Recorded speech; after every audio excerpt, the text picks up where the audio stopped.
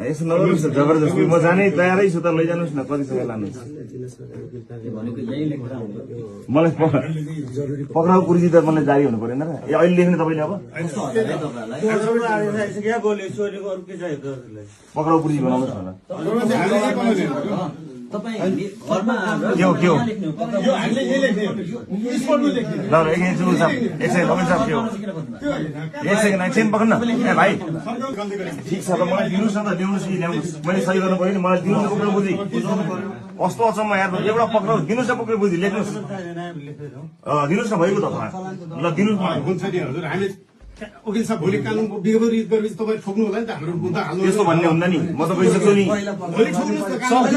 दिनुहोस् न पहिला तपाईँ भन्ने अनि पत्र दिने मलाई सुन्नुहोस् न सुन्नुहोस् मलाई सुन्ने अनि सम्मान गर्छौँ पत्र दिनुहोस् न पत्र दिनु न पत्र ए पत्र दिनु न मलाई ए ल भाइ पत्र दिनुहोस् भइ त त्यही गर्नै परेन त